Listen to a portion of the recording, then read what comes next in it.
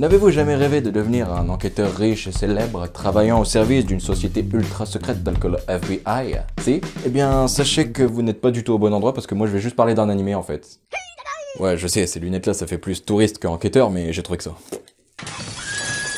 Comme vous l'aurez sûrement vu dans le titre, aujourd'hui on va parler d'un bon polar. Me tenait à cœur de vous le présenter parce que le polar c'est pas ce qui est le plus abordé dans le monde de l'animation. Alors bien sûr, certaines œuvres abordent très bien le sujet, mais les enquêtes policières restent un genre trop peu exploité. C'est pourquoi, étant un fan inconditionnel de True Crime, quand j'ai vu que The Millionaire Detective allait avoir une adaptation en animé, j'ai tout de suite été emballé. Alors The Millionaire Detective, qu'est-ce que c'est? L'histoire nous raconte les aventures de Daisuke Kanbei, un riche enquêteur qui a tendance à résoudre ses enquêtes de manière très peu conventionnelle. Ce dernier sera muté dans l'unité opérationnelle des crimes modernes, une unité composée d'officiers problématiques. C'est là qu'il rencontrera Haru Kato, qui deviendra vite son nouveau partenaire. Cependant, Kato est l'exactitude opposée de Kanbei, et est bien décidé à lui faire comprendre qu'il n'est pas d'accord avec ses méthodes.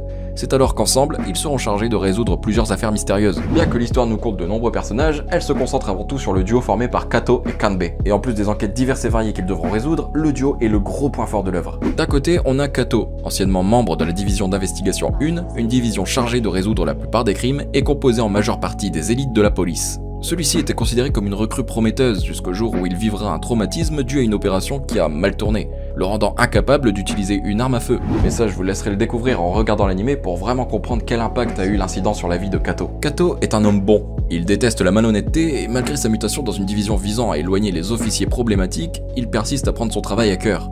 Il n'hésite pas à mettre sa propre vie en danger lorsqu'il s'agit de protéger des civils, montrant ainsi sa détermination et son humanisme. Pourtant, sa vie et sa perception du bon enquêteur seront vite chamboulées au contact de son nouveau partenaire, Kanbei. Kanbei est un riche héritier. Non mais genre très riche. Il est calme et très froid. Il n'a d'ailleurs que très peu d'estime pour la vie humaine.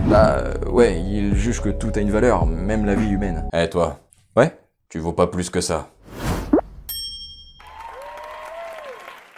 Ah ok, donc niveau respect, c'est pas ouf non plus à ce que je vois. Kanbei pense que tout peut se résoudre avec l'argent, accomplissant souvent des tâches de police avec des notions de corruption et des stratagèmes trop extravagants, impliquant une technologie de pointe qui pourrait faire pâlir Inspecteur Gadget. Merci beaucoup. Ah, c'est vrai. Il semble être incapable de saisir la valeur de la morale ou de la vie humaine, comme lorsqu'il met volontairement en danger plusieurs personnes en poursuivant un suspect en voiture. C'est pourquoi Kato sera en perpétuel désaccord avec lui. Étant un homme droit au cœur juste, les moyens qu'utilise Kanbei pour arriver à ses fins le dégoûteront. Tout au long de l'anime, on a donc un duo qui est forcé de travailler ensemble malgré leurs désaccords sur les méthodes à employer. Mais malgré tout, les deux hommes auront un impact l'un sur l'autre. Mais ça, je vous laisserai le découvrir aussi dans l'anime, parce que sinon je vous dis tout et y a plus de surprises en fait. Et les surprises c'est cool quand même, non? J'aime bien les surprises. L'anime nous propose tout un panel de personnages différents, allant du simple employé de bas étage au chef de la division d'investigation 1. Donc niveau personnage et caractère, vous serez servi au vu de la diversité des protagonistes présents dans l'anime. L'histoire se met d'abord en place par la résolution de plusieurs affaires par le duo, histoire de bien les introduire pour la suite du scénario. Les enquêtes sont vraiment intéressantes et nous tiennent en haleine jusqu'au bout. De plus, elles sont accompagnées d'un soupçon de comédie qui nous fait nous attacher aux personnages. On pourrait donc croire que l'anime n'a pas de réel scénario principal et qu'il se concentre sur un duo de flics comiques